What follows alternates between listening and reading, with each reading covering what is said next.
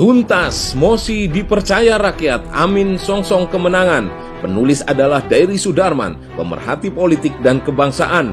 Dimulai 75 hari kampanye, Amin itu bak pesawat lepas landas, tuntas, sempurna, melesat tinggi mengangkasa untuk songsong kemenangan. Kenapa idiom dan daya nalar imajinasi kemenangan itu berada di tinggi angkasa langit? Karena di sepanjang landasan adalah analogi tumbuh berkelindan perjuangan dan kejuangan yang telah dilewati oleh Anies itu justru berawal dari bawah bersama seluruh strata akar rumput rakyat pengusungnya, kemudian bersama berada di pesawat itu untuk melesat lebih tinggi. Pertama, diusung oleh koalisi Partai Pahlawan Pejuang pula, terdiri dari dua partai pembelot revolusioner pendobrak sangkar jeruji besi koalisi partai obesitas oligarki, Nasdem dan PKB.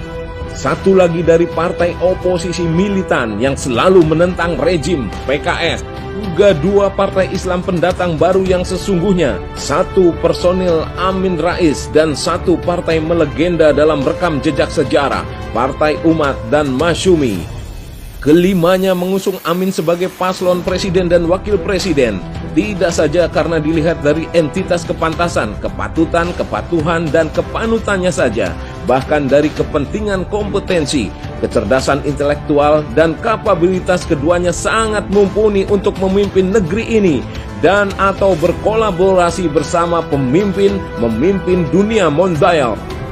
Bukan seperti dua paslon di sebelah, kedua-duanya Prabowo Gibran maupun Ganjar Mahfud bukan hasil usungan secara konstitusional partai.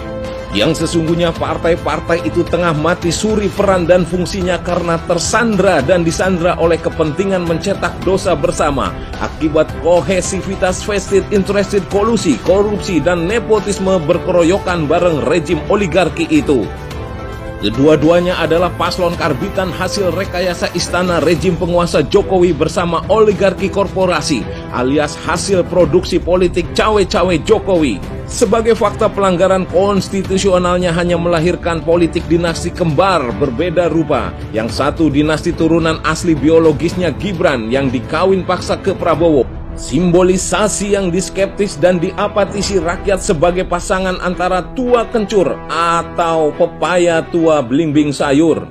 Apalagi populer di kalangan komunitas anak muda milenial alias Gen Z dengan salah satu narasi penyebutannya yang viral. Percuma aja lu gemoy kalau lu gampang digibranin, dicurangin. Sementara Ganjar Pranowo adalah dinasti sintetis, dicangkokkan ke PDIP yang boleh jadi penyebabnya karena kurang lebih hal yang sama, tersandra dan disandra pula. Malah PDIP disoroti sebagai partai gudang koruptor. Kedua, karena Amin didukung oleh ujung tombak kemenangan itu adanya partisipasi publik komunitas swadaya mandiri tanpa pamrih dan genuine sukarelawan politik. Realitas pendukung yang hanya dimiliki oleh Anies semenjak Pilkada 2017 perintisannya yang memenangkan Anies sebagai Gubernur DKI Jakarta.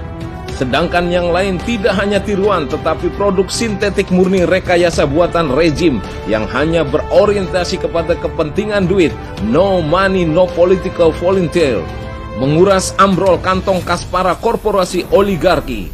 Ketiga, yang tidak kalah penting, dukungan swing voter para komunitas pembelot de facto koalisi partai oligarki rejim penguasa, seperti ditunjukkan dengan kehadiran Sekber Nasional Kuning, Ijo, dan Biru atau KIB sebagai refleksi kekecewaan rakyat akar rumput terhadap elit politik partai Golkar, PAN, dan P3. Juga sebagaimana sempalan baru dari Partai Demokrat justru kemudian menjadi relawan bintang Mercy Perubahan diinisiasi oleh pendiri politisi senior dan kader utama Dr. Muhammad Sukri, Ahmad Rifai, Ramdan Pohan, Hengki Luntungan, Muhammad Hashim Hussein, Anton Rifai, dan lain-lain. Dan keempat, terakhir dukungan yang berasal dari public voting mass yang justru tengah terempati dan tersimpati. Bak mesin turbulensi utama yang akan mendorong sangat besar di jalan perebutan antrian merapatkan keberpihakan ke Amin. Lihatlah kebangkitan seluruh umat Islam bersatu. Tidak saja dua organisasi terbesar Islam lokomotif NU dan Muhammadiyah, melainkan para habaib, kiai dan ulama berikut pondok-pondok pesantren, serta ratusan ormas-ormas Islam lainnya di seluruh Indonesia mendukung kemenangan Amin. Dukungan kemenangan lain datang pula dari para mahasiswa, serikat buruh, petani dan nelayan, organisasi profesi pendidikan, kesehatan dan advokasi. Mereka sesungguhnya pilar dan pembuluh perubahan itu sendiri. Juga komunitas milenial berusia muda dan Gen Z adalah para generasi pengubah terdepan, lebih berperan di aras arus perubahan itu, yang terutama transformasi kemajuan di dunia industri, teknologi, digital dan lain-lain. Sungguh luar biasa, keempatnya merupakan elemen dan instrumen infrastruktur politik rakyat. Merekalah sebagai wujud asli pemilik kedaulatan tertinggi sesungguhnya.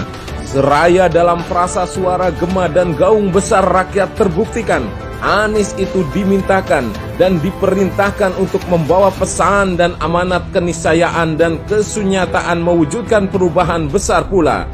Dan sebagai membawa pesan amanah untuk mewujudkan perubahan besar itu, sudah sepantasnya lah dalam bahasa Arab Anies Muhaimin itu disebut Al-Amin. Itu berarti dalam makna artikulatif agregasi politik kenegaraan dan kebangsaan adalah sebagai sudah mosi dipercaya oleh rakyat. Karenanya bisa menjadi pertanda dan mempertunjukkan Anies itu suatu hasil dari kinerja, meritokrasi politik, kejernihan dan kewarasan dan akal sehat, rasionalitas demokrasi kita yang sesuai berdasarkan kemurnian Pancasila dan Undang-Undang Dasar 1945.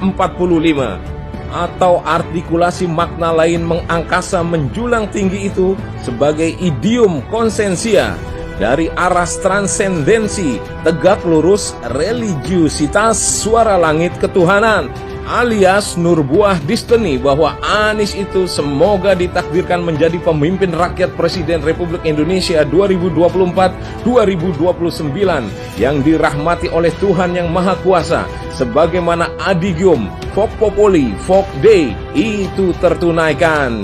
Jika sudah demikian, manakala masih saja ada anasir kekuatan kekuasaan dan memaksakan kehendak direfleksikan dalam segala bentuk kecurangan dan keculasan, persekongkolan dan perselingkuhan dalam penyelenggaraan kampanye maupun saat pencoblosan dilakukan oleh kompetitor paslon atau penyelenggara Pilpres 2024, KPU, Bawaslu dan MK yang tak netral dan independen, maka saatnya melawan datang gelombang besar tsunami people power yang takkan mustahil terbendung, meluluh lantakan kekuasaan rejim bersama anasir-anarchir pemboncengnya, koalisi partai kroni dan koloni, diduga dari partai terlarang yang mendompleng dan konspiratif, oligarki korporasi terkoneksi ke komunis RRC Tiongkok. Karena setelah melewati segala rintangan ini, di ufuk langit itu sudah ada enlightenment, pencerahan cahaya terang matahari untuk menunjukkan arah dan haluan tempat pesawat besar harus landing di tanah harapan yang memerdekakan dan memenangkan rakyat di telapak kaki Ibu Pertiwi Indonesia, yang kelak kebersejahteraan, berkemajuan, berkesetaraan, berkeadilan dan berkesatuan persatuan itu nyata dirasakan.